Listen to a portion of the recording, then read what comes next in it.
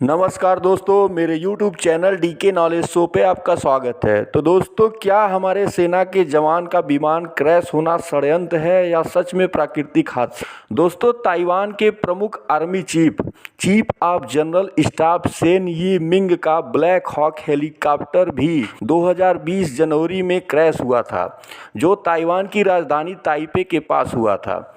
वो चाइना के खिलाफ बेहद आक्रामक थे और चाइना के खिलाफ युद्ध की तैयारी कर रहे थे। और ठीक एक साल बाद हमारे देश के chief staff general Bipin Rawat ji के साथ भी ठीक वैसा ही हादसा हुआ। उनका हेलीकॉप्टर Mi-17V5 भी क्रैश हो गया और उसमें 13 भारतीय जवान शहीद हो गए और एक जवान घायल है। दोस्तों, हमारे CDS बिपिन रावत जी भी चाइना के खिलाफ बेहद आक्रामक थे और चाइना के खिलाफ ही सेना की रणनीति बना रहे। दोस्तों, क्या चाइना ही इस हादसे का जिम्मेदार है या फिर सच में मौसम की वजह से ही दुर्घटना हुई?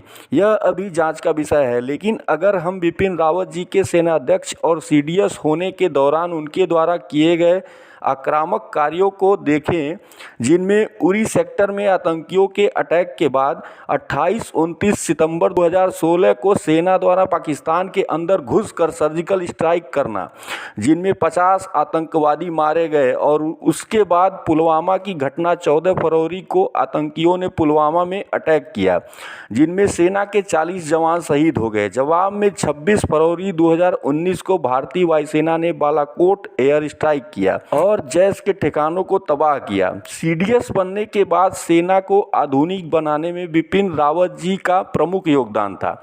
आज हम चीन को उसी की भाषा में सबक सिखा रहे हैं, तो उसका कारण भी बिपिन रावत ही थे। जनरल बिपिन रावत जी ने जम्मू कश्मीर में ऑपरेशन ऑल आउट चलाया था, जिसके कारण कश्मीर में पत्थरबाजों आतंकियों को सेना ने चुन चुन कर ठिकाने लगाया और आतंक का सफाया कर दिया।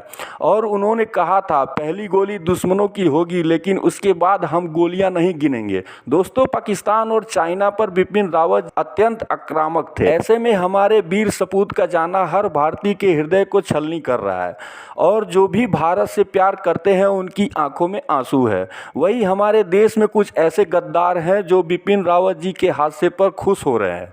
ये गद्दार चीन और पाकिस्तान से भी खतरनाक है। इनको ढूंढकर ऐसा सबक देना चाहिए कि उनकी पुश्तें भी याद रखें। अब इस पर आपकी क्या राय है दोस्तों? चाइना या पाकिस्तान का इसमें हाथ हो सकता है? यह महज एक हादसा है। कमेंट जरूर करें। जय हिंद, वंदे मातरम।